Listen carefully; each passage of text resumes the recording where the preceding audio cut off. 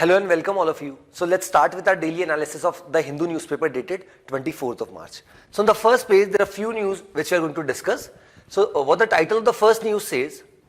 India rejects Johnson and Johnson's attempt to extend patent on TB drug. So यहाँ पे अभी क्या हुआ है कि सबसे पहले हम समझते हैं व्हाट इज पेटेंट. पेटेंट एक पार्ट होता है, आप कह सकते हैं बहुत सारे हमारे देश में इंटेलेक्चुअल प्रॉपर्टी राइट्स होते हैं, आईपीआर जिनको हम बोलते हैं, इसमें ट्रेडमार्क हो जाता है, पेटेंट हो जाता है, कॉपीराइट हो जाता है, बहुत सारी डिजाइन्स वगैरह काफी सारी चीजें आती है. तो पेटेंट किसके लिए होता है? पेटेंट इज बेसिकली किसी पर्सन ने अगर कोई इनोवेशन किया है तो वो हमारे देश में रजिस्टर उसको करा सकता है अंडर द पेटेंट्स एक्ट 1970. सो अभी यहां पर क्या हुआ है कि जो US based pharma company that is Johnson and Johnson, उन्होंने क्या कर रखा था भारत में, हमारे देश में जो टीबी है, टीबी की जो बीमारी है उसके लिए टीबी का एक ड्रग है बेडाक्विलिन, उसके लिए पेटेंट यहां पे रजिस्टर करा रखा था. कहां पे? हमारे देश में. और उसका जो रजिस्ट्रेशन था वो जुलाई 2023 इसी साल लगभग 3 महीने बाद 4 महीने बाद समाप्त होने वाला था. तो उन्होंने क्या किया, जॉनसन एंड जॉनसन कंपनी ने भारत में फिर से इसका जो लाइसेंस है उसके लिए लाइसेंस के जो रिन्यूअल है through patent under the patents act 1970 उसके लिए फिर से यहां पर रजिस्टर कराया. बट इस बार यहां पे जो हमारे देश की पेटेंट अथॉरिटी है उनका ऐसा मानना है कि यहां पे पिछले कुछ समय से अगर हम देखें ये जो पूरी कहानी चल रही है स्पेशली विद रेस्पेक्ट टू यहां पे जॉनसन एंड जॉनसन, तो इनके पास कुछ नया इन्होंने इनोवेशन नहीं किया अंडर दिस पर्टिकुलर टैबलेट या फिर ये जो ड्रग है.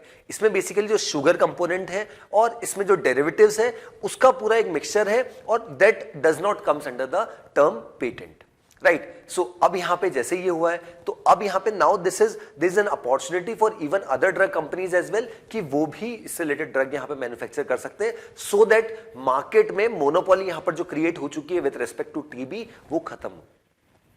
What is monopoly? मोनोपोली का मतलब होता है कि कोई एक ऐसा मार्केट जहां पे there is single seller. That means वहां पे आप प्राइस को कंट्रोल नहीं कर सकते और वो जो पर्टिकुलर फर्म के द्वारा उस इंडस्ट्री में जो प्राइस चार्ज की जा रही है उसके लिए आप कुछ नहीं कर सकते. सो ऐसे में हमारे देश में एक एक्ट भी है that is competition commission of India act, जो बेसिकली क्या करता है, ये पूरा एक अथॉरिटी का ऑर्गेनाइजेशन का एक काम ये रहता है कि हमारे देश में कॉम्पिटिशन रहना चाहिए हर सेक्टर में, हर industry.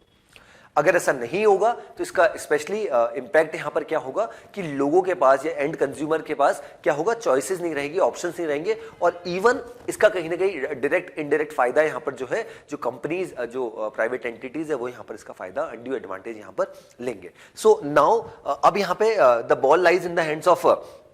the other companies as well, that how they are going to, there are certain companies, the name has been mentioned, that is drug manufacturer, that is Lupin and McLeod. In companies के पास अच्छी opportunity कि वो अब क्या कर सकते हैं, क्योंकि यहाँ पर अगर पेटेंट दे दिया जाता है तो दूसरी जो, क्योंकि पेटेंट इज बेसिकली इनोवेशन तो उसको कॉपी नहीं किया जा सकता. बट अब यहाँ पे क्योंकि यहाँ पर इंडियन अथॉरिटीज के द्वारा क्योंकि इसको नहीं माना जा रहा कि ये पेटेंट के अंदर में आता है या कुछ इनोवेशन होता है तभी वो पेटेंट के अंदर में आता है. तो नाउ कम्स द क्वेश्चन कि अब यहाँ पे क्या किया जा सकता है इन कंपनीज के द्वारा, लुपिन और मैक्लॉइड्स के द्वारा अब और मैन्युफैक्चरिंग इन ड्रग्स की यहाँ पर की जाएगी आफ्टर दिस जुलाई 2023 का टेन्योर जब खत्म होगा. And then finally now what will be saying in coming times कि जो मोनोपोली वाला मार्केट हो रखा था टीबी ड्रग में बाय जॉनसन एंड जॉनसन वो धीरे धीरे अब समाप्त होने वाला है. चलिए आगे बढ़ते. Then next is also about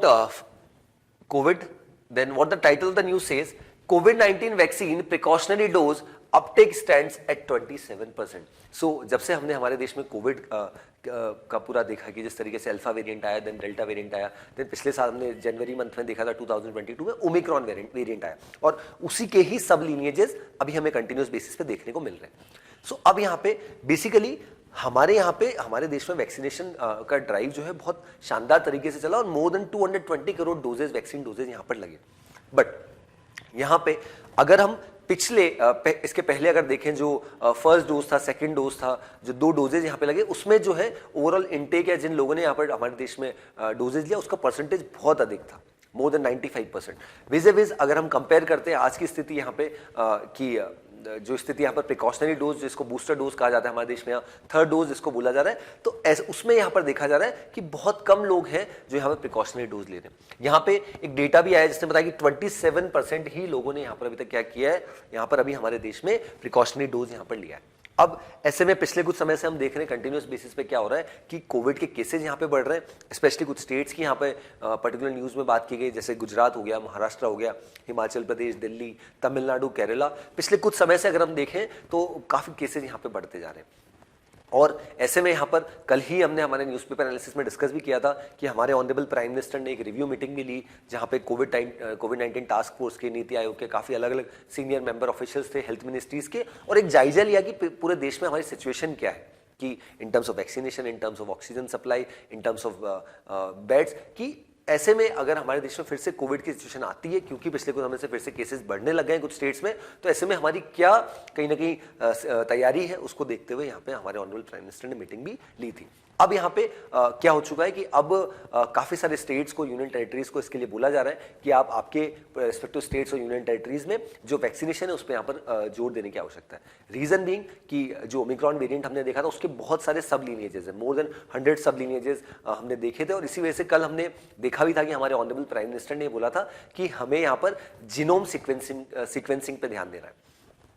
genome sequencing का मतलब होता है कि जब कोई पेशेंट, किसी को कोविड होता है, तो उससे उस पर्सन की अगर जीनोम सीक्वेंसिंग होती है, टेस्ट होता है, तो उससे पता चलता है कि कौन सा वेरिएंट है, सो दैट हमारे लिए इजी हो जाता है ट्रैक करना कि अगर कोई नया वेरिएंट तो नहीं आ गया, या कोई एग्जिस्टिंग वेरिएंट अगर है तो वो जो ऑलरेडी यहाँ पर मेडिकेशन चल रहा है उसको कंटिन्यू यहाँ पर रखा जा सके। सो this was about this news. But हाँ, हमारे देश में जितना फर्स्ट डोज और सेकंड डोज में लोगों ने कहीं ना कहीं बढ़ चढ़ के हिस्सा लिया था, वैसा हमें प्रिकॉशनरी डोज में नहीं देखने को नहीं मिल रहा, और उसी का बेस्ट एग्जाम्पल है कि अभी तक 27% लोगों ने यहाँ पर वैक्सीनेशन कराया है ऑफ थ्रू प्रिकॉशनरी डोज। ठीक है,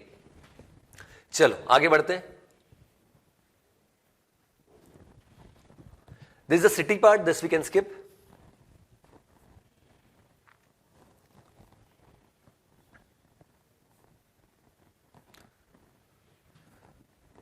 Okay, this also we can skip.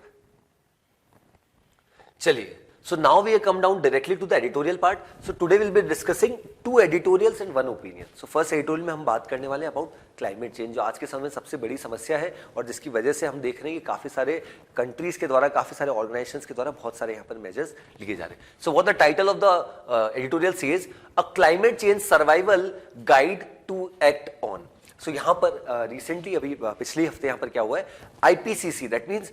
Inter governmental panel on climate change, जो है हमारा, जो basically which is an international organization, जो करता क्या है, जितना भी क्लाइमेट चेंज रिलेटेड जो साइंस है उसको यहाँ पर स्टडी करता है, और समय समय पर लगभग आप कह सकते हैं 5 से 6 साल 7 साल में अपनी एक एक रिपोर्ट निकालता है। इसकी स्थापना यहाँ पर 1988 में हुई थी, जहाँ पे जो WMO वर्ल्ड मेट्रोलॉजिकल ऑर्गेनाइजेशन और UNEP united nation environment program, दोनों का एक कोलैबोरेशन है, और उसके बाद हमने देखा था कि इसकी समय समय पर रिपोर्ट्स आती गई। फर्स्ट रिपोर्ट यहाँ पे 1990 में आती है, देन उसके 5 साल बाद 95 में सेकंड रिपोर्ट, देन 2001 में, देन 2007 में, और देन फिफ्थ जो रिपोर्ट आई है 2015 में आई है। और अब यहाँ पर जो आईपीसीसी की 6th असेसमेंट रिपोर्ट भी यहाँ पर आ चुकी है, और उसने जो चीजें यहाँ पर बताई है कि किस तरीके से कैसे और काम होने की आवश्यकता है, और किस तरीके से हम क्लाइमेट चेंज रिलेटेड इश्यूज से यहाँ पर कहीं ना कहीं जूझ रहे हैं, और क्या इसके लिए हम कर सकते हैं, उन सबको यहाँ पर दोनों ऑथर्स ने यहाँ पर हाईलाइट किया है। ठीक है, सो सबसे पहले स्टार्ट करते हैं। तो ऑथर ने यहाँ पर इसको बहुत जो हमारे यूनाइटेड नेशन सेक्रेटरी जनरल है, दैट इज एंटोनियो गुटेरेस जी, उनके अकॉर्डिंग ये जो पर्टिकुलर रिपोर्ट यहाँ पर आई है, that is inter governmental panel on climate change, इसको यहाँ पर बताया this is basically survival guide for humanity. क्योंकि पिछले कुछ समय से अगर हम देख रहे हैं तो क्लाइमेट चेंज रिलेटेड इंपैक्ट हमें बहुत देखने को मिल रहे हैं। आप हर जगह देखिए, इवन हमारे देश में देखिए, even in the northern belt, western belt की अगर मैं बात करता हूं, जिस तरीके से ग्लोबल टेम्परेचर शिफ्ट हो रहा है, स्पेशली फरवरी मार्च के महीने में जिस तरीके से हम हल्का सा देखते थे कि धीरे धीरे टेम्परेचर जो है राइज होता है, बट इस बार जो एक सडन शिफ्ट देखा हमने, जब एकदम से टेम्परेचर जो कहीं कहीं विंटर का माहौल था, विंटर एकदम से खत्म हो गया और एकदम से गर्मी का माहौल आ गया। तो इसी की वजह से आज हम देख रहे हैं जितने भी इन्फ्लुएंजा हो रहे हैं, जितने भी यहाँ पर लोग बीमार हो रहे हैं, तो वो एक सबसे बड़ा रीजन यहाँ पर ये है। ठीक है, ये तो हमने हमारे देश की बात करी। अब आ जाते हैं इस पे। सो यहाँ पे जैसा मैंने आपको बताया, यूनाइटेड नेशन के सिक्योरिटी जो हमारे जनरल है, सेक्रेटरी जनरल, उनका ऐसा मानना है this is basically survival guide for humanity. अब आते हैं क्या क्या टेक अवेज है। First is that is the report confirms that human activity is unequivocally driving global temperature rise. बिल्कुल सही बात है। देखिए, एक तरफ जब हम बात करते हैं कि हमें बहुत सारी मेजर्स लेने की आवश्यकता है और ग्लोबली जो टेम्परेचर राइज हो रहा है, क्लाइमेट चेंज रिलेटेड इश्यूज हो रहे हैं, उनको यहाँ पर करना है, बट कहीं ना कहीं हमें ये भी समझना पड़ेगा कि एज ए ह्यूमन हमारा भी इसमें एक बहुत बड़ा योगदान है और सबसे ज्यादा योगदान हमारा ही, तो हम अपने एंड से यहाँ पर क्या कर पा रहे हैं with respect to these situations, right. इसी वजह से ऑथर ने हाइट किया है कि अनइक्विवोकली, दैट मींस कोई प्रश्न चिन्ह यहाँ पर नहीं उठता कि किस तरीके से ह्यूमंस का एक बहुत बड़ा रोल यहाँ पर रहा है, that is global temperature rise में। बीट आप कह सकते हैं agriculture sector, industrial sector, service sector, हर सेक्टर का इसमें बहुत ज्यादा कंट्रीब्यूशन रहा है, तो उसको भी यहाँ पे ऑथर्स ने यहाँ पर हाईलाइट किया है। अब यहाँ पे कुछ डेटाज भी शेयर किए और कुछ हमारे जो कमिटमेंट्स थे कि किस तरीके से 1.5 डिग्री सेल्सियस फिर हमने जो ग्लोबल टेम्परेचर राइज जो है वो और ज्यादा यहाँ पर बढ़ता जा रहा है, तो उसको भी यहाँ पर ऑथर्स ने हाईलाइट किया। देन कुछ पॉइंट्स यहाँ पर ऑथर ने हाईलाइट किए और कुछ इंप्लीकेशंस भी दिए। फर्स्ट यहाँ पे बात की, that is the amount of carbon that the world can cumulatively emit before reaching key temperature limits is far lower for the 1.5 degree Celsius than the 2 degree Celsius target. That means जो हमने target set किए और जो हम जिस तरीके से हम आगे बढ़ रहे हैं उन दोनों में बहुत डिफरेंस है। कुछ टारगेट्स हमने सेट किए थे कि हम जो टारगेट्स 2025 तक अचीव करेंगे with respect to temperature rise, वो टारगेट हमने और जल्दी ही यहाँ पर अचीव कर लिए। तो ये एक अच्छी बात नहीं है कि आपने टारगेट जल्दी अचीव, दैट मींस आपका जो ग्लोबल टेम्परेचर राइज है, आपका जो क्लाइमेट चेंज रिलेटेड इश्यूज है, उसके ऊपर आप काम करने में यहाँ पर नाकाम रहे हैं और इतना जिस तरीके से आपने सोचा था कि उतना आपको कहीं ना कहीं बेनिफिट मिलेगा या उतना आप काम कर पाओगे, वैसा यहाँ पर देखने को नहीं मिल रहा है। देन उसी के बाद और कुछ डेटा ग्रीन हाउस गैसेस की यहाँ पर ऑथर ने बात की और उसी के बाद यहाँ पे बात की that striving for a 1.5 degree Celsius target, जिसका मैंने अभी बात की, that is it implies deep and immediate reductions in emissions in all sectors and region. That means ये बात करता है कि कुछ एक सेक्टर्स के द्वारा या कुछ एक कंट्रीज के द्वारा यहां पर अगर काम किया जाए तो that is not going to suffice, because climate change related issues हम कुछ पर्टिकुलर रीजन में, पर्टिकुलर कंट्री में नहीं देख रहे हैं या कुछ कॉन्टिनेंट में नहीं देख रहे हैं, हम सभी जगह समूचे वर्ल्ड में इस तरीके के इश्यूज देख रहे हैं। तो ऐसे में यहां पर हमें काम भी साथ मिलकर ही करना पड़ेगा। देन एक और बड़ा पॉइंट जो मैंने अभी डेवलप्ड और डेवलपिंग कंट्री की बात करी, that is with developed economies consuming the Lions share. That means जब डेवलप्ड कंट्रीज अलग अलग फोरम पे, अलग अलग ऑर्गेनाइजेशन पे बड़ी बड़ी बात करते हैं कि हमें इस तरीके से काम करना है, बट अगर हम ओवरऑल कंट्रीब्यूशन देखें कि जो क्लाइमेट चेंज रिलेटेड इश्यूज हो रहे हैं उसमें सबसे ज्यादा योगदान यहाँ पर डेवलप्ड कंट्रीज का ही है।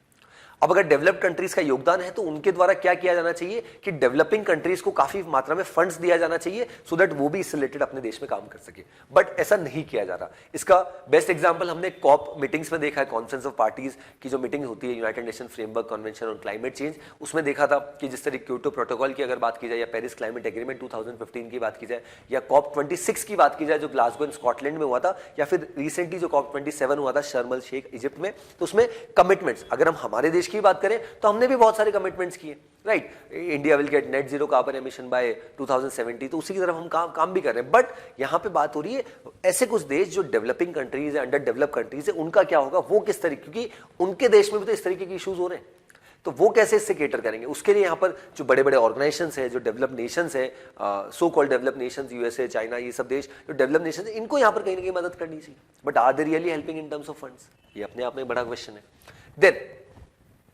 इसी के बाद बात की गई that second, the recognition of greater risk at lower temperature points to the necessity of early climate adaptation. The report highlights that adaptation itself has limits which implies that some loss and damage of climate change are inevitable. That means कुछ चीजें ऐसी हैं जो beyond control है, जिसको हम control नहीं कर पाते, बट ऐसी सब चीजें जो हमारे कंट्रोल में है, जिसको हम कंट्रोल कर सकते हैं, उसके ऊपर डेफिनेटली यहाँ पर संज्ञान लेने की आवश्यकता है और उस पर डेफिनेटली यहाँ पर काम करना चाहिए। अदरवाइज जो climate change related issues continuous basis पे हम देख रहे हैं, अलग अलग देशों में बढ़ रहे हैं, कहीं पे अर्थक्वेक्स आ रहे हैं, किसी में फ्लड्स आ रहे हैं, तो ये जो नेचुरल कैलामिटी है, ये भले ही हम कहते हैं कि प्राकृतिक आपदा है, बट इसमें भी कहीं ना कहीं काफी रोल यहाँ पे ह्यूमन एक्टिविटी का यहाँ पर बढ़ता जा रहा है। भले इन टर्म्स ऑफ आप इंफ्रास्ट्रक्चर डेवलपमेंट की बात करें, इन टर्म्स ऑफ अदर आपके बेनिफिट के लिए जो कह सकते हैं इन प्रोजेक्ट्स यहाँ पर चला रहे हैं, उसका एक डेफिनेटली इंपैक्ट यहाँ पर देखने को मिल रहा है। और इसका अगर हमें एग्जाम्पल हमारे देश में देखना तो जोशीमठ उत्तराखंड जो रिसेंटली यहाँ पर हुआ था कि काफी सारे घरों में काफी क्रैक्स आ गए थे, इवन रोड्स में बहुत क्रैक्स आ गए थे, वो भी एक बहुत बड़ा एग्जाम्पल यहाँ पर हो जाता है। देन क्या मैसेज यहां पर दिया गया, that is the leading message of the report, जो रिपोर्ट ने मैसेज दिया, is that of urgently adopting climate resilient development. मतलब एक ऐसा मॉडल यहां पर इंटीग्रेट किया जाए जिससे क्या हो, adaptation and mitigation to advance sustainable development for all. मतलब एक ऐसा यहाँ पर मेथडोलॉजी यहाँ पर क्रिएट किया जाए जिससे क्या हो, वो एक बेस बने ना केवल कुछ रीजन में या कुछ देशों के लिए बट समूचे विश्व के लिए, ताकि अच्छे से काम हो सके with respect to climate change. और इट इज हाई टाइम, अगर हमने इसके लिए अभी शुरुआत नहीं करी तो आने वाले समय में काफी देर यहाँ पे हो जाएगी। देन इसके बाद यहां पे ऑथर ने क्या बोला है, that there are certain countries that have pledged ambition gaps as well as substantial gaps between what countries pledge and what they actually do. That means यहां पे ऑथर यहां पर बात करना चाह रहे हैं about the developed countries and even some there are certain developing countries as well. जब इंटरनेशनल फोरम्स पे बात होती है कि हमें अलग अलग कमिटमेंट रखने चाहिए, तो उनके बहुत बड़े बड़े कमिटमेंट्स हो जाते हैं कि हम ये भी करेंगे वो भी करेंगे, बट जब एक्चुअल इंप्लीमेंटेशन की बात आती है उनके देश में, तो क्या वो एक्चुअल में ऐसा काम कर रहे हैं या नहीं कर रहे हैं, ये अपने आप में बहुत बड़ा प्रश्न चिन्ह है जो यहाँ पर ऑथर ने रेज किया है। ठीक है, so this was about this whole report, IPCC report, international inter governmental panel on climate change, जो समय समय पे, जैसा मैंने आपको बताया, 5 से 6 साल में, 7 साल में अपनी रिपोर्ट लाता है, बहुत सारी रिपोर्ट्स लाता है। और अभी जो रिपोर्ट आई वो 6th असेसमेंट रिपोर्ट आई है, और इसी को लेके यहाँ पे हमारे जो यूनाइटेड नेशन सेक्रेटरी जनरल है उनका मानना है कि ये रिपोर्ट बहुत अलार्मिंग है और इस पर यहाँ पे हमें काम करने की आवश्यकता यहाँ पर है। चलिए आगे बढ़ते हैं, सेकेंड एडिटोरियल देखते हैं। So what the title of the second editorial says, no slander please, they are our freedom fighters. So यहां पे ऑथर ने बात की है, दैट इज मार्च 23, जो कल का दिन था वो अपने आप में बहुत बड़ा दिन था, ऐसा ऑथर ने यहां पर बताया। और ऑथर ने यहां पर कहीं ना कहीं इतिहास को यहां पर कहीं ना कहीं फिर से उसकी बात करी। देखिए थोड़ा सा हम इसका इतिहास समझते, कॉन्टेक्स्ट समझते, फिर हम इस एडिटोरियल पे आते हैं। बेसिकली हुआ क्या था कि 14 फरवरी 1999 को हमारे जो राष्ट्रपिता थे, दैट इज महात्मा गांधी जी, उन्होंने क्या किया था, उन्होंने सत्याग्रह पे बैठे थे। फिर उसके बाद कुछ ही समय बाद हमने देखा था 23 मार्च को ही यहाँ पे रॉलेट एक्ट, यहाँ पे जो ब्रिटिश सरकार थी उस समय हमारे देश में, उन्होंने यहाँ पर इंप्लीमेंट किया था। उसके तहत क्या होता था कि फास्ट ट्रैक कहीं ना कहीं ट्रायल्स यहाँ पर चलाए गए थे, जुडिशरी को यहाँ पर और एम्पावर किया गया था, और विदाउट आप किसी भी तरीके से अगर आपके ऊपर कोई सजा दे दी गई है तो आप उसके लिए यहाँ पर अपील भी नहीं कर सकते। तो उसके खिलाफ यहाँ पर महात्मा गांधी जी ने काफी प्रोटेस्ट किया था। देन उसके बाद जेल भी गए थे, और उसके कुछ समय बाद ही हमने देखा 1919 में क्या हुआ था, जालियांवाला बाग मैसेकर भी हमने देखा था, जिसमें लाखों भारतीयों की यहाँ पर जान चली गई थी बिकॉज ऑफ जनरल डायर। तो उसकी यहाँ पर बात की, दैट इज कि जो हमारा फ्रीडम फाइटर का ये जो पूरा यहाँ पर रोल रहा है, या जिस तरीके से फ्रीडम हमने जिस तरीके से आजादी ली, तो उसमें बहुत सारे लीडर्स का अलग अलग तरीके से रोल रहा है। तो उसी को यहाँ पर ऑथर ने हाईलाइट किया। बीट साउथ में यहाँ पर जो कुछ लीडर्स रहे हमारे, उनकी बात की, और जिस तरीके से उन्होंने यहाँ पर कंट्रीब्यूट किया, दैट इज कस्तूरी रंगा अयंगर जी की यहाँ पर बात की। देन उसके बाद जैसे जैसे समय आगे बढ़ता गया, देन हमने और किस तरीके से महात्मा गांधी जी का योगदान की यहाँ पर बात की, अलग अलग लीडर्स जो थे, और हमारे सुभाष चंद्र बोस जी और बाकी जवाहरलाल नेहरू जी, उन सबको यहाँ पर हाईलाइट किया कि उन्होंने भले ही हो सकता है कि कुछ कुछ लीडर्स की पॉलिटिकल आइडियोलॉजी अलग हो, वीर सावरकर जी की बात की, बाकी बहुत सारे लोगों की बात की, बट अल्टीमेटली उनका सभी का यहाँ पर बहुत बड़ा रोल रहा है हमारे देश को आजाद कराने में। इस चीज को ऑथर ने हाईलाइट किया। Then but the many spirited revolts against the British Empire in South India prior to this, such as Ettingall Revolt, the Pollinger Rebellion and the Vellore Community are scarcely mentioned. That means author का ऐसा मानना है कि कुछ एक लोगों का जो हम नाम लेते हैं, लिमिटेड लोगों का नाम, उन्हीं का ही केवल योगदान नहीं है हमारी आजादी में। बहुत सारी ऐसी कम्युनिटीज है, बहुत सारे ऐसे लोग हैं, बहुत सारे ऐसे ऑर्गेनाइजेशंस हैं जिनका बहुत बड़ा योगदान यहाँ रहा है। स्पेशली साउथ इंडिया की ऑथर ने बात की, उसमें कुछ यहाँ पे ऑर्गेनाइजेशंस का भी नाम लिया, उनका अपने आप में बहुत बड़ा योगदान था हमारे फ्रीडम जो स्ट्रगल था जो हमने यहाँ पर लड़ा था। देन उसके बाद जैसा मैंने आपको बताया कि अब उस चीज को पॉलिटिसाइज किया जा रहा है, और स्पेशली हम देख रहे हैं कि पॉलिटिकल आइडियोलॉजीज अलग अलग लोगों की हो जाती है। कांग्रेस का अपना एक यहाँ पे टेक रहता है, बीजेपी का अलग अपना टेक रहता है। तो वो भी एक कहीं ना कहीं क्लियरली एक मैसेज है कि अब यहाँ पे इस चीज को डिवाइड कर दिया गया है कि कौन किसके साथ था और कौन किसको सपोर्ट करता है। बट रादर यहाँ पे जिस तरीके से हमने आजादी यहाँ पर ली और लगभग 200 साल तक जिस तरीके से ब्रिटिशर्स ने हमारे पे राज किया, तो ये एक कलेक्टिव कहीं ना कहीं कॉन्ट्रीब्यूशन था। भले ही नॉर्दर्न इंडिया की बात करें, साउदर्न इंडिया, पूरे समूचे भारत देश की बात करें, तो हर लीडर का, हर ऑर्गेनाइजेशन का अपना अपना रोल रहा हमारे फ्रीडम स्ट्रगल में। बट अब यहाँ की जिस तरीके की हमारे देश की पॉलिटिक्स हो चुकी है, वो पूरी यहाँ पर उलट हो चुकी है, जहाँ पे कुछ लीडर्स का यहाँ पे ऑथर ने हाईलाइट भी किया कि जिस तरीके से उनका जो रोल रहा है वो डेफिनेटली यहाँ पर चेंज हो चुका है, और अब उसको बहुत ज्यादा तरीके से, अलग तरीके से यहाँ पर पोर्ट्रे करने की कोशिश यहाँ पे की जा रही है। So this was about this whole editorial, जहाँ पे जो हमारे फ्रीडम फाइटर्स है थ्रू रॉलेट एक्ट और अलग अलग जो इतिहास, लगभग 100 साल पुराना जो हमारा इतिहास रहा है उस समय हमारे देश में, उसको हाईलाइट यहाँ पे किया। चलिए देन फर्स्ट ओपिनियन पढ़ लेते हैं थोड़ा सा। सो what the title of the first opinion says, the old and the new.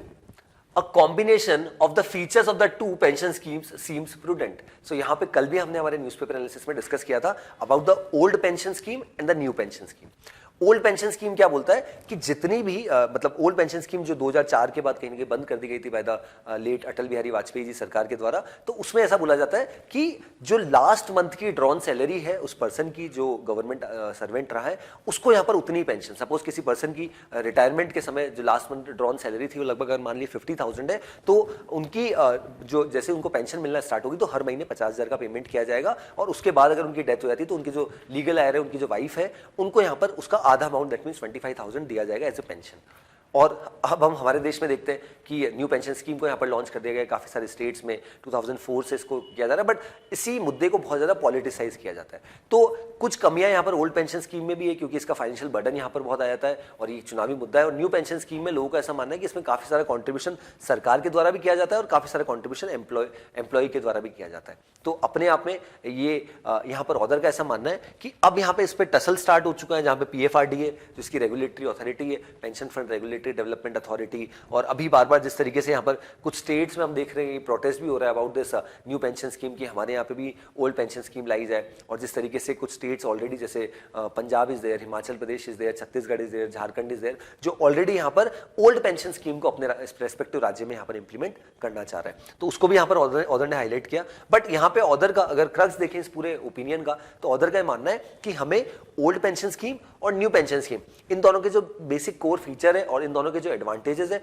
उनको यहाँ पर कहीं ना कहीं साथ में लाने की आवश्यकता है। फिर हमको क्या करना चाहिए, यहाँ पर उन दोनों को मिल बांट के उनको समझ के और फिर एक बेटर सोल्यूशन पे आना चाहिए, सो दैट ये जो इशू चल रहा है about this OPS and NPS, और जो बार बार चुनाव में हम देखते हैं कि कुछ पॉलिटिकल पार्टीज के द्वारा इस मुद्दे को उठा दिया जाता है, तो उस पर फिर से यहाँ पे काम करने की आवश्यकता यहाँ पर है, ऐसा ऑदर ने यहाँ पर रिआइटरेट किया इन दिस पर्टिकुलर ओपिनियन।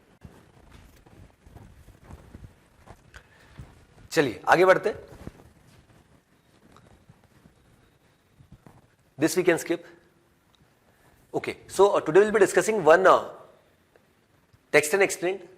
ठीक है, so what the title says, India's push for semiconductors. देखिए, so यहाँ पे जो अभी हमने देखा था, रिसेंटली हमने डिस्कस भी किया था हमारे न्यूज़पेपर एनालिसिस में कि यूनियन गवर्नमेंट ने क्या किया है, 1645 करोड़ का PLI स्कीम दिया है किसमें, सेमीकंडक्टर्स के लिए। देखिए सेमीकंडक्टर्स का योगदान बहुत ज्यादा है, स्पेशली पिछले कुछ समय से हर सेक्टर में सेमीकंडक्टर्स का बहुत ज्यादा यूज आ रहा है। But now comes the question, what is this PLI scheme? PLI scheme होती क्या है? PLI का बेसिकली मतलब होता है प्रोडक्शन लिंक्ड इंसेंटिव। देखिए कुछ ऐसी इंडस्ट्रीज होती है जो हमारे देश में सरकार ऐसा चाहती है कि इनको ग्रो कराना है या इनको आगे बढ़ाना है, तो उसके लिए सरकार अपने एंड से कुछ सपोर्ट करती है इन इंडस्ट्रीज को। हमने पहले देखा है टेक्सटाइल सेक्टर हो गया, ड्रोन इंडस्ट्री हो गई, काफी सारे सेक्टर्स में जो है गवर्नमेंट क्या करती है, इंसेंटिव्स देती है। तो प्रोडक्शन लिंक्ड इंसेंटिव यही बोलता है कि अगर कोई मैन्युफैक्चरिंग यूनिट है वो अगर प्रोडक्शन करेगी तो जितना भी यूनिट वो प्रोडक्शन करेगी उस पे हर यूनिट पे कुछ ना कुछ इंसेंटिव यहाँ पे गवर्नमेंट की तरफ से दिया जाएगा, सो दैट यहाँ पे गवर्नमेंट उस चीज को इंडिजिनस यहाँ पे प्रोड्यूस कर सके, और कहीं ना कहीं जो ऑर्गेनाइजेशन है, प्राइवेट कंपनीज है, कॉर्पोरेट्स है जो उसको मैन्युफैक्चर कर रहे हैं, इंडस्ट्रीज है, उनको कहीं ना कहीं एक बूस्टअप मिले कि हाँ even government is supporting us. तो यहाँ पे इसी को पुश करने के लिए यहाँ पे बात किसकी की गई है, सेमीकंडक्टर्स की। सेमीकंडक्टर्स का जैसे मैंने आपको बताया इंडिया पिछले कुछ समय से बहुत बड़ा मार्केट यहाँ पर हो चुका है, और बट यहाँ पे एक सबसे बड़ी प्रॉब्लम ये है कि चाइना की एक हेजीमनी है। हेजीमनी का मतलब होता है बहुत ज्यादा यहाँ पर होल्ड होता है। तो अब यहाँ पे हमारी जो इंपोर्ट की डिपेंडेंसी है, हम बहुत ज्यादा इंपोर्ट यहाँ पे सेमीकंडक्टर्स किससे करते हैं, चाइना से करते हैं। और अब इसमें यहाँ पे USA हो गया, दूसरी कंट्रीज है, इनका भी बहुत बड़ा रोल है। बट इंडिया में जिस तरीके से बहुत ज्यादा यहाँ पर सेमीकंडक्टर्स का यूसेज यहाँ पर बढ़ रहा है, इलेक्ट्रिक व्हीकल जिस तरीके से हम शिफ्ट हो रहे हैं, या बहुत सारे आप कह सकते हैं अलग अलग इक्विपमेंट्स में यहाँ पर सेमीकंडक्टर्स का यूज हो रहा है, तो अब यहाँ पे गवर्नमेंट खुद ये चाह रही है, इंडियन गवर्नमेंट, कि लोग जो हमारी इंडस्ट्रीज है उनको PLI स्कीम के थ्रू और दूसरी स्कीम्स के थ्रू यहाँ पर मोटिवेट किया जा सके, सो दैट हमारे देश में ही यहाँ पे सेमीकंडक्टर्स का अच्छा खासा यहाँ पर प्रोडक्शन हो। बट यहाँ पे there certain problems to it. क्या प्रॉब्लम है, why is the government encouraging? ये मैंने ऑलरेडी बता दिया, क्योंकि गवर्नमेंट को पता है कि ये लॉन्ग टर्म में एक बहुत अच्छा फ्यूचर हो सकता है सेमीकंडक्टर इंडस्ट्री, और इसको पुश करना बहुत जरूरी है। अदरवाइज हम इस सेक्टर में, इस पर्टिकुलर इंडस्ट्री में बहुत ज्यादा डिपेंडेंट हो जाएंगे इंपोर्ट पे, तो वो यहाँ पे हमारे देश की सरकार नहीं चाहती। Then are fabs opening in India, बिल्कुल उसकी बात की गई कि जो हमने टारगेट कुछ सेट किए हैं, that the government Invest India agency estimate that electronics manufacturing as a whole will be worth $300 billion by the financial year 2025-2026। तो ये कुछ गेस्टिमेट्स यहाँ पर, एस्टिमेट्स यहाँ पे दिए गए। Then can semiconductors and finish products both भी मेड इन इंडिया, बिल्कुल बनाए जा सकते हैं। बट उसमें क्योंकि हमारे लिए सबसे बड़ा फायदा ये है कि आप अगर वर्ल्ड में देखोगे जहां जहां पे भी सेमीकंडक्टर्स का यहाँ पर यूसेज हो रहा है, तो उसमें जो स्किल्ड लेबर है उसमें इंडियन सबसे ज्यादा है। इवन इंडिया में तो है ही है, बट इवन फॉरेन में भी आप बात करोगे जहां पे सेमीकंडक्टर्स का यहाँ पर यूज किया जा रहा है, तो उन इंडस्ट्रीज में भी यहाँ पर इंडियंस काफी मात्रा में यहाँ पर काम कर रहे हैं। तो इसी वजह से यहाँ पे ये इंडिया के लिए एक बहुत अच्छी अपॉर्चुनिटी हो सकती है, किस तरीके से सेमीकंडक्टर इंडस्ट्री में एक बहुत अच्छा काम यहाँ पे हम कर सकते हैं। और इवन नॉट ओनली हम हमारी खुद की जो आवश्यकता है उसको मतलब कहीं ना कहीं उसकी पूर्ति कर सकते हैं, बट इवन एक्सपोर्ट भी हम कर सकते हैं। ठीक है, then what other advantage does India है? सबसे बड़ा एडवांटेज तो यहाँ पे कि कुछ पेटेंट्स, कॉपीराइट जो हमने ऑलरेडी देखा, इंटेलेक्चुअल प्रॉपर्टी राइट्स, उसमें हमारा एक बहुत बड़ा एडवांटेज हो जाएगा। और अभी जो कुछ देशों का यहाँ पर एक बहुत बड़ा बोलबाला यहाँ पर चल रहा है, स्पेशली हेजीमनी यहाँ पर चल रही है, जो मैंने अभी आपको बताया, that is China and US and even other develop countries as well, तो उसको भी यहाँ पे काफी हद तक यहाँ पर रोका जा सकेगा। So that's why our Indian government is pushing a lot for this semiconductor industry, की कैसे इसको पुश किया जाए और कैसे इस इंडस्ट्री को यहाँ पर आगे बढ़ाया जाए। चलिए आगे बढ़ते हैं।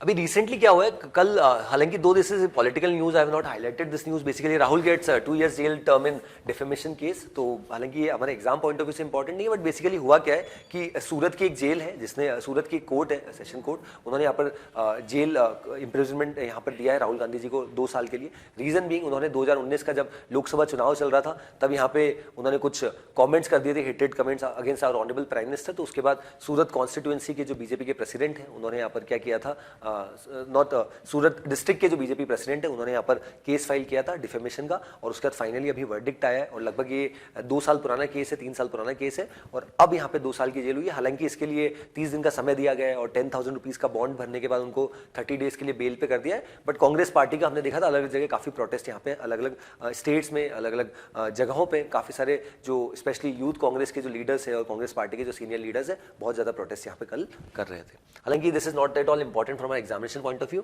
but this was there in news, so that's why we had discussed. चलिए आगे बढ़ेंगे। काफी सारी पॉलिटिकल न्यूज है, काफी सारे कमेंट्स है, स्पेशली जो राहुल गांधी जी वाली जो न्यूज थी, जो हमने भी डिस्कस करी। Now will move directly to the world section. देखिए, there world section, there 2 to 3 news, जिसको फटाफट डिस्कस करते हैं। First news, Israel passes law protecting Netanyahu amid protest. So Israel के अभी जो प्राइम मिनिस्टर है नेतन्याहू, जो वहां पे अभी सिचुएशन ऐसी है कि एक कोएलिशन गवर्नमेंट है। कोएलिशन गवर्नमेंट का मतलब हो गया कि काफी सारी जो स्पेशली राइट विंग जो पार्टी, एक्सट्रीम राइट विंग जो पॉलिटिकल पार्टीज है, वो उनके साथ यहाँ पर है। तो अब वो यहाँ पर साथ में है, तो उनके द्वारा जो बिल यहाँ पर पास किए जा रहे हैं, उनके द्वारा जिस तरीके से एक्ट लाए जा रहे हैं, तो उसको यहाँ पर लोग यहाँ पर प्रोटेस्ट कर रहे हैं। अब यहाँ पे क्या हुआ, क्योंकि Benjamin Netanyahu already prime minister काफी बार रह चुके हैं, अभी 6 टर्म उनका है, तो अब यहाँ पे क्या हो चुका है कि उनके ऊपर ऑलरेडी काफी सारे करप्शन चार्जेस है। तो अभी रिसेंटली यहाँ पर जो इजराइल की पार्लियामेंट है, उन्होंने यहाँ पर एक बिल पास किया ताकि उनको प्रोटेक्ट किया है कि इवन दो उनके ऊपर करप्शन चार्जेस कर रहे हैं लगे हैं, बट फिर भी वो अपना जो कहीं ना कहीं ऑफिस है उसको होल्ड यहाँ पर कर सकते हैं। So as you can see in the photograph itself कि कंटिन्यूअस बेसिस पे यहाँ पे टेल अवीव, जो वहाँ की इजराइल की कैपिटल है, वहाँ पे कंटिन्यूअस बेसिस पे प्रोटेस्ट हमें देखने को मिल रहा है against the honourable prime minister of Israel, that is Benjamin Netanyahu. Then next news, following protest at High Commission, UK seeks to assure India on security. So अभी हमने कल हमारे न्यूज़पेपर में बहुत अच्छे से डिस्कस किया था एनालिसिस में कि बेसिकली अमृतपाल सिंह वाली कंट्रोवर्सी क्या है और किस तरीके से इंडिया ने यहाँ पर रिटेलिएट किया। बेसिकली हुआ क्या कि जैसे ही अब अमृतपाल सिंह वाली कंट्रोवर्सी यहाँ पर स्टार्ट हुई, खालिस्तानी मूवमेंट को फिर से रिवाइव करने की कोशिश कर रहा था, तो उसके बाद क्या हुआ, हमने यूके में देखा कि यूके में भारत की जो एम्बेसी है, जो हाई कमीशन का जो बिल्डिंग है, वहां पे कुछ खालिस्तानी प्रोटेस्टर यहाँ पे पहुंच जाते हैं और ना केवल उन्होंने प्रोटेस्ट किया, बट इवन भारत का जो तिरंगा वहां पर था उसको हटाने की भी कोशिश करी। तो जैसे ये हुआ, इंडियन अथॉरिटीज़ ने यहाँ पर इसका संज्ञान लिया और समन किया यहाँ पर जो ब्रिटिश हाई कमीशन है उनको कि आपकी किस तरीके की सिक्योरिटी लैब्स यहाँ पर है, कि हमने ऑलरेडी इसका इंटेल दे दिया था कि कुछ खालिस्तानी प्रोटेस्टर्स वहाँ पे आ सकते हैं, सपोर्टर्स वहाँ आ सकते हैं, तो आप ऑलरेडी यहाँ पर सिक्योरिटी टाइट करिए। बट लंदन ऑफिशियल्स के द्वारा नहीं किया गया और उसी का रिटेलिएशन कल इंडियन गवर्नमेंट ने क्या किया कि किस तरीके से ब्रिटिश हाई कमीशन हमारे भारत देश में दिल्ली है, दिल्ली में जो है, तो उसकी यहाँ पर सिक्योरिटी को हटा दिया। तो ये टिट फॉर टैट वाली सिचुएशन करी हमने, और जैसे ये किया तो अब यहाँ पे क्या हो गया कि फिर से अब हम देखने को मिल रहा है कि जो Khalistani supporters as you can see in the photograph itself, कि कुछ खालिस्तानी सपोर्टर्स यहाँ पर आए और उसके लिए लंदन जो पुलिस अथॉरिटीज के द्वारा और यूके गवर्नमेंट के द्वारा और ज्यादा यहाँ पे जो पुलिस सिक्योरिटी उसको बढ़ा दिया गया, ताकि इस तरीके के जो इंसिडेंट अभी रिसेंटली हमें देखने को मिले वैसे इंसिडेंट और यहाँ पे नहीं हो। ठीक है, सो हालांकि अगर आपको इसका पूरा समझना है what is this about Khalistani movement and all, तो इसके लिए हमने कल के न्यूज़पेपर एनालिसिस में that is 23rd of March में अच्छे से पूरा डिस्कस किया है कि बेसिकली यहाँ पर कहानी चल क्या रही है। Then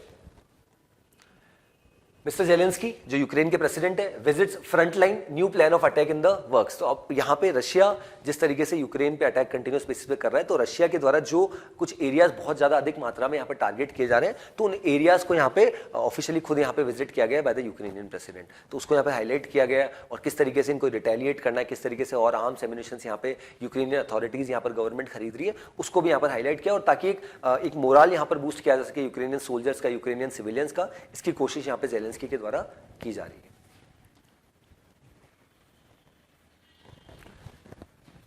Then this last news. So what the title of the news says, in Ramzan call Saudi and Iran officials vow to meet. So यहाँ पे क्या हुआ है कि पिछले कुछ समय से लगभग 2016 से हम देख रहे थे कि सऊदी अरेबिया और एक ईरान, दोनों देश जो है शिया सुन्नी जो देश है अलग अलग, और जिनके बीच में इस तरीके की डिप्लोमेटिक टाइज खत्म हो चुके थे, उसको रिवाइव करने के लिए यहाँ पर चाइना ने लगभग 5 दिन की एक मीटिंग बीजिंग चाइना में करी 6 मार्च से 10 मार्च। अब फाइनली एम्बेसीज की बात हो रही है, और अब यहाँ पे जो रमजान का महीना यहाँ पर स्टार्ट हो चुका है, उसमें यहाँ पर क्या हुआ है कि सऊदी और ईरान के जो फॉरेन मिनिस्टर से दोनों ने एक दूसरे से फोन पे बातचीत की है, और अब यहाँ पे अपने डिप्लोमेटिक टाइज को और यहाँ पे बढ़ाने की, स्ट्रेंथनिंग करने की कोशिश यहाँ पे की जा रही है। So this was about this news, though this was small news, but Saudi Arabia और ईरान के बीच में जो हुआ है, this is very important from our examination point of view, and we might see a passage in our upcoming exam as well. So in the economy section, I didn't find any news important from our examination point of view. So herein, I conclude with today's session. That's all from my side.